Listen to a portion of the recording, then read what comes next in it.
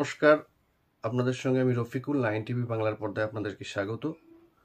আরও একটা বহুল চর্চিত বিষয় নিয়ে আপনাদের সামনে একটা ভিডিও নিয়ে হাজির করছি দর্শক। আপনারা ইতিমধ্যে হয়তো জেনেছেন যে সোশ্যাল মিডিয়া একটা খুব অশ্লীল ভিডিও ভাইরাল হয়েছে। তাই নিয়ে দেখলাম যে বহু ইউটিউবার তারা এই নিয়ে ভিডিও বানাচ্ছে, ভিডিও তৈরি করছে। বিষয়টা হলো যে নিশ্চয়ই আপনারা হয়তো ভিডিওটা দেখেছেন যে একজন কোনো ব্যক্তি আর কি চেয়ারের উপর একটা মহিলার সঙ্গে সঙ্গমে লিপ্ত হচ্ছেন এবং সেটা খুব অশ্লীল ছবি। এবং তারা যে এই ভিডিওটা পোস্ট করেছে অনেকে বলছেন ঘোষবাবু। আসলে ঘোষবাবুটা কে? যদিও তারা এই বিষয়ে উজ্জ্ব করে কিছু বলছেন না, হয়তো আইনি কোনো সমস্যার মধ্যে পড়তে হতে পারে তাদের, সেই সমস্ত ইউটিউবারদের আর কি।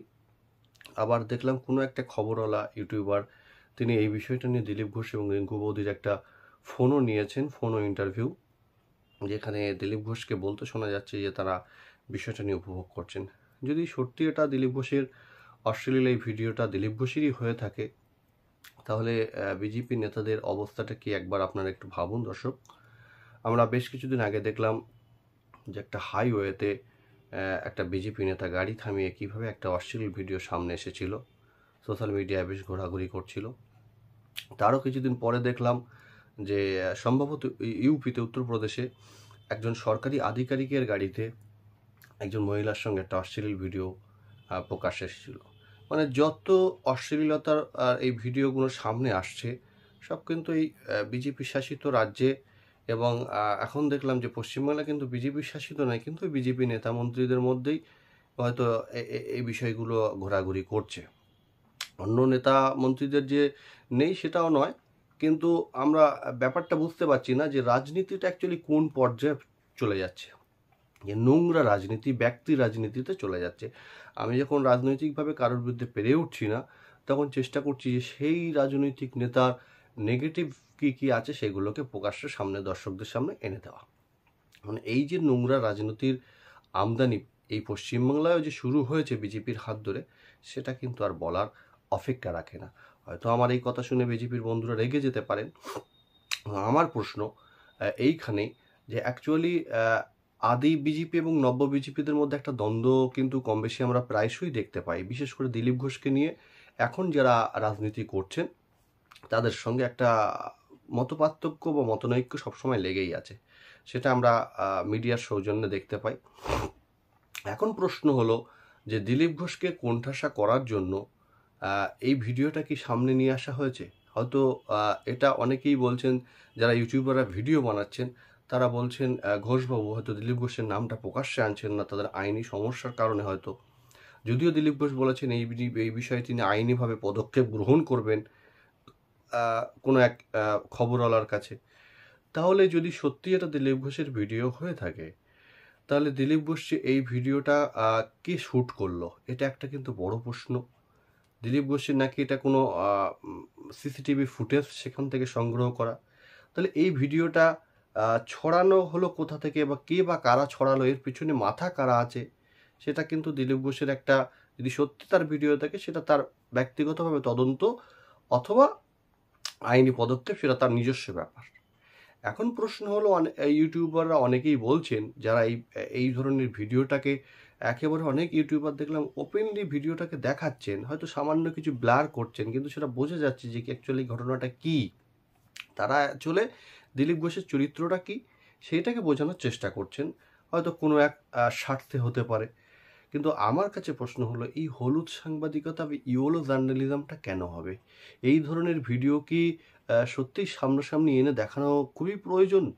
হ্যাঁ, অনেকে আবার দেখলাম একটা ছোটো স্টিল ছবি বোঝানোর স্বার্থে ব্যবহার করেছে। আমরা হয়তো আমাদের এই ভিডিওতে হয়তো খুব জোর একটা স্টিল ছবি আমরা ব্যবহার করেছি বা করব, হয়তো সেটা বোঝানোর স্বার্থে অডিয়েন্সের ব্যবহার করা যেতে পারে, কিন্তু ফুল ভিডিওটা অনেক ইউটিউবার দেখছি চালিয়ে দিয়েছে। এইটা কোন ধরনের সাংবাদিকতা আমি বুঝতে পারছি না। আর এটা বা কোন ধরনের নোংরা রাজনীতির আমদানি এই বাংলায় শুরু হয়েছে। এখন দিলীপ ঘোষের এই ভিডিও নিয়ে অনেকে হয়তো তার নাম নিতে চাইছেন না আইনি সমস্যার কারণে, অনেকে আবার ইউটিউবাররা তারা বলছেন এখন দেখা যাক দল তাদের বিরুদ্ধে কি ব্যবস্থা নেয়। আমার প্রশ্ন সেই সমস্ত ইউটিউবারদের কাছে, দল বলতে এখানে কাকে বোঝানো হয়েছে? বিজেপি দলকে? বিজেপির যে শৃঙ্খলা রক্ষা কমিটি আছে তার কাছে নাকি সেই কমিটির কাছে একটা রিপোর্ট জমা করেছে দিলীপ ঘোষের বিরুদ্ধে, তার বিরুদ্ধে কি অ্যাকশান নেয়। তা এই ইউটিউবাররা বিজেপির নাম নিচ্ছে না কেন? তারা শুধু বারবার একই প্রশ্ন বলছে কেন? দল কি ব্যবস্থা নেয়? দল তাহলে কি সেই ইউটিউবাররা কি সেই দলের কি বকলমে কোনো সদস্য, নাকি সেই ইউটিউবাররা সেই দলের থেকে কোনো সুযোগ সুবিধা পেয়ে থাকেন যে কারণে দিলীপ ঘোষকে ছাঁটাই করার জন্য একেবারে দিলীপ ঘোষের বিরুদ্ধে উঠে পড়ে লেগেছেন?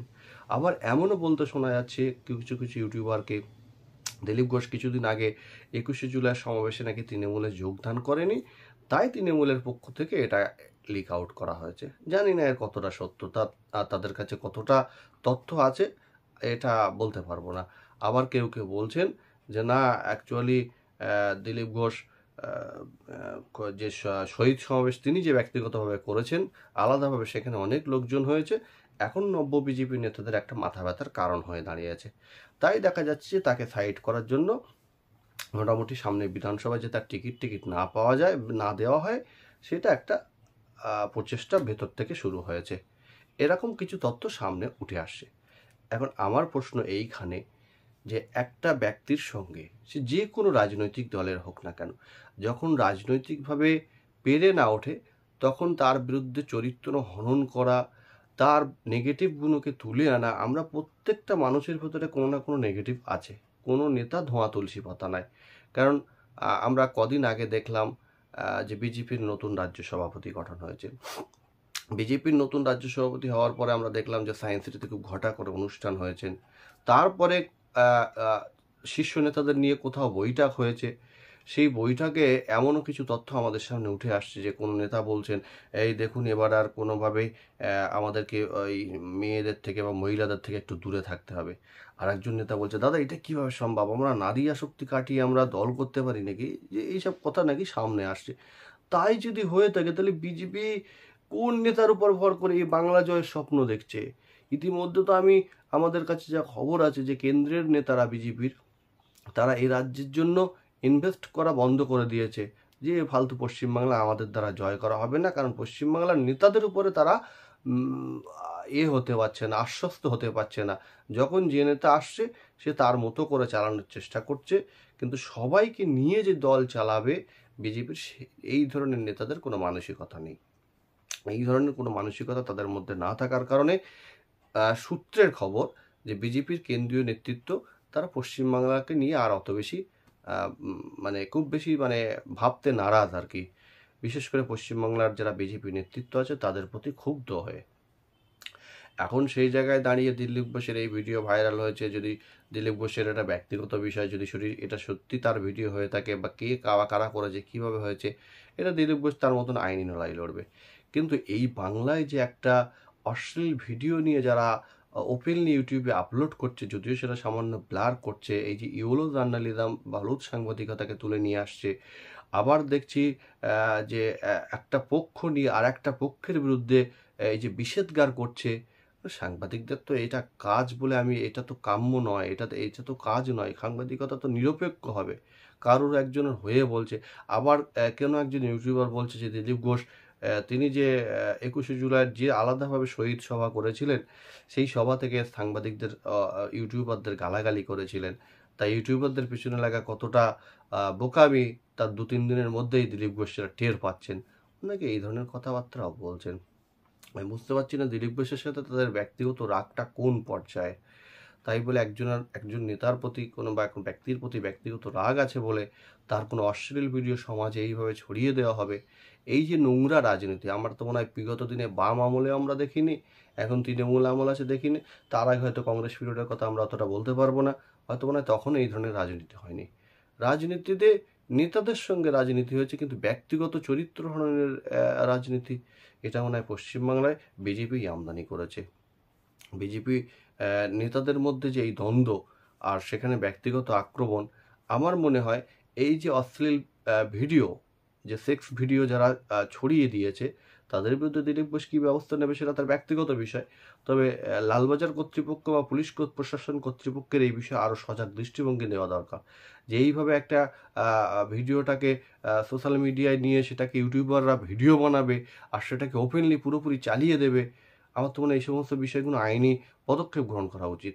ব্যক্তিগতভাবে কারোর প্রতি হিংসা রাগ থাকতেই পারে, কিন্তু তাই বলি অশ্লীল ভিডিওটাকে সামনে নিয়ে আসবে, এটা তো ঠিক নয়। হ্যাঁ, যদিও দিলীপ ঘোষ তিনি বলেছেন আইনিভাবে তিনি পদক্ষেপ নেবেন, কিন্তু দর্শক আপনারা কমেন্ট করে জানান যে এই ধরনের যদি চলতে থাকে বিজেপির নব্যবাদী নেতাদের দ্বন্দ্ব, তাহলে বিজেপি কোন যুক্তিতে এই পশ্চিমবাংলায় ক্ষমতায় আসবে, বা আগামী 26-এর যে নির্বাচন আসে সেই নির্বাচনে কাকে মুখ করে লড়বে? এটা একটা বড় প্রশ্ন হয়ে দাঁড়াচ্ছে। আরও একটা প্রশ্ন, যে এই সমাজে যে অশ্লীলতাটাকে ছড়িয়ে দিচ্ছে যারা, তাদের বিরুদ্ধে রাজ্য পুলিশ প্রশাসন কী ব্যবস্থা নেয়, এটাও কিন্তু আমার মনে হয়েছে যে সত্যি নেওয়া দরকার। এটা এইভাবে ঠিক নয়। আজকে একটা নেতার ছড়ানো হচ্ছে, কালকে আবার উল্টো দিকের একটা গোষ্ঠী আর একটা নেতার বিরুদ্ধে ছড়াবে। এই রাজনীতি পশ্চিমবাংলার কোনো দিন ছিল? এই নোংরা রাজনীতিটা কেন হবে? ব্যক্তি রাজনীতিটা কেন হবে? হ্যাঁ, আমার তো মনে হয় এগুলো ঠিক না। রাজনীতি হোক উন্নয়নের নিরিখে, রাজনীতি হোক একে অপরের নেতার সঙ্গে রাজনৈতিকভাবে বা কূটনৈতিকভাবে রাজনীতি হোক, কিন্তু ব্যক্তিগতভাবে চরিত্র হননের রাজনীতি আমার তো মনে হয় এটা পশ্চিমবাংলার জন্য কাম্য নয়। অন্য ডাবল ইঞ্জিন রাজ্যে কী হচ্ছে আমরা বলতে পারবো না। তাই আপনারা দর্শক কমেন্ট করে জানান যে এই ভিডিও যেটা প্রকাশ্যে এসেছে, এটা যদি দিলীপ ঘোষের হয়ে থাকে, তাহলে বিজেপি তার বিরুদ্ধে কী ব্যবস্থা নেয় সেটা একটা দেখার।